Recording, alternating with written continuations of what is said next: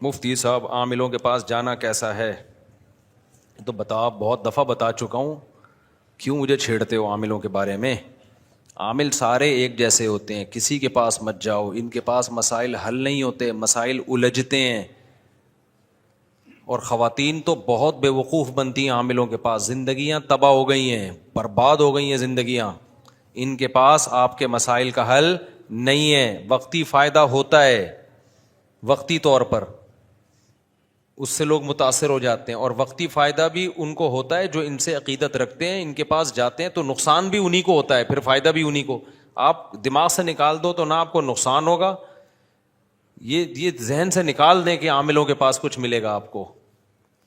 اور عامل چاہے اہل حدیث ہو، چاہے دیوبندی ہو، چاہے بریلوی ہو، چاہے خلیفہ ہو، چاہے تبلیغ والا ہو، کچھ بھی ہو، کچھ بھی نہیں ہے ان لوگوں کے پاس.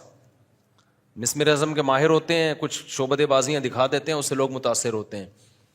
ایک صاحب آئے، میں ریونڈ میں مقیم ہوں، عامل ہوں. میں نے کہا اب نکل لیں یہاں سے پتلی گلی سے، ریونڈ میں مقیم ہے یا عامل ہے؟ اب جب عامل بول دیا تو مزید تحقیق کی ضرورت ہے ہی نہیں. ابھی آپ کو پتا ہے نا، لاہور میں ایک عامل مجھ سے ملنے کے لیے آیا، ہم لوگ کھانے پہ بیٹھے ہوئے ہیں، وہ تعارف. میں نے کہا آپ کیا کہہ رہے ہیں؟ میں عملیات کرتا ہوں، جن چڑیل بھوت بھگاتا ہوں. مجھے غصہ اس پر آیا کہ ساری دنیا کو جیسے میرے بارے میں پتا ہے کہ میں 4 شادیوں کی ترغیب دیتا ہوں، اسی طرح ساری دنیا کو پتا ہے کہ میں عاملوں کے خلاف بولتا ہوں. تو اپنا کوئی اور تعارف کروا دیتے، آپ نہ بتاتے کہ میں عامل ہوں. اپنی بےزتی کرانے کا بعض لوگوں کو خود سے شوق ہوتا ہے. یہ ایسے جیسے ایس ایچ او کے صاحب پاس جا کے آپ کہہ رہے ہیں، ایس ایچ او پوچھتا ہے آپ کیا کرتے ہیں، کہتے ہیں میں چور ہوں. ایس ایچ او بولے گا مجھے کیوں بتا رہے چور ہوں یار، کچھ اور بول دیتا تو اب میں تجھے گرفتار نہ کروں تو یہ تو میری بے عزتی ہے. تو جب بھی کوئی چاہتا ہے نا کہ مفتی صاحب میری عزت کریں، تو یہ نہ بولا کرے کہ میں جن اتارتا ہوں، عملیات کا کام کرتا ہوں، تو پھر وہ اپنی بے عزتی کا خود ذمہ دار ہوگا. تو جب اس نے بولا کہ میں عامل ہوں، میں نے کہا یہ تو سارا ڈرامے بازی ہے. مجھے غصہ بھی آ گیا کہ اتنی عزت سے تعارف کروا رہے ہیں عاملوں میں. تو میں نے کہا تو ڈرامے بازی ہے. کہہ رہے ڈرامے بازی حضرت، واقعی میں جہاں جاتا ہوں وہاں جنات ہوتے ہیں. میں نے کہا جات ہوتے ہی تمہاری وجہ سے ہیں، تم نہیں جاؤ گے تو نہیں آئیں گے وہاں جنات. انگریزوں پہ آتے ہیں جنات؟ نہیں آتے. پتہ ہے ان انگریزوں پہ آتے ہیں جو پادریوں کے پاس جاتے ہیں علاج کے لیے. جن پادریوں میں بھی ایسے ڈرامے باز بہت ہیں عیسائیوں میں نا، کہ جن اتارتے ہیں، روحانی عملیات کرتے ہیں. تو جو ان کے پاس جاتے ہیں ان پہ جن چڑیل بھوت بھی آتے ہیں. اور جو گورا لیب میں ہے، کوئی سائنسدان ہے، کوئی پڑھائی میں لگا ہوا ہے، جو ایجوکیٹڈ لوگ ہیں، بزنس میں لگے، ان پہ کچھ بھی نہیں آ رہا ہوتا. تو یہ سارا شروع سے ہی حساب کتاب ہی یہ عاملوں نے سارا خراب کیا ہوا ہے. تو ان کے بالکل لفٹ نہ کرائیں. کوئی بیماری آ رہی ہے فوراً نفسیاتی ڈاکٹر کے پاس جاؤ، آپ فوراً نفسیاتی ڈاکٹر.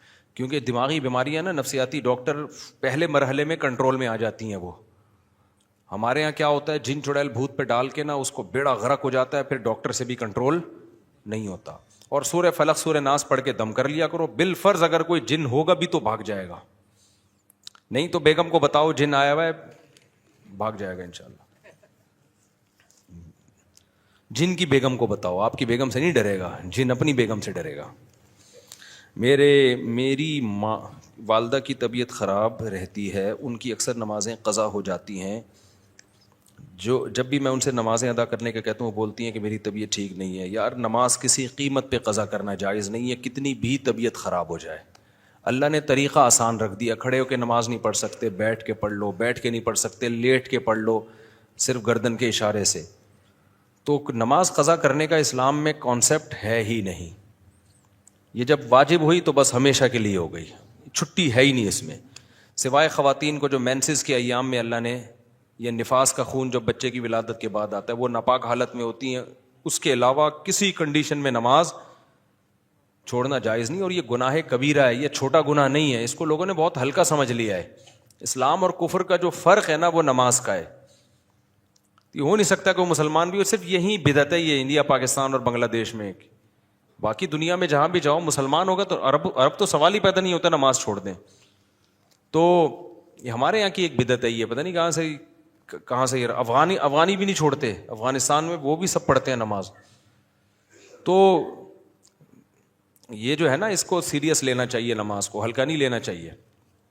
تو والدہ کو محبت سے سمجھائیں، اور کیا ہے، اس کو کوئی فدیہ نہیں ہے. جب جان کر نماز چھوڑ رہی ہیں تو قضا کرنی پڑے گی.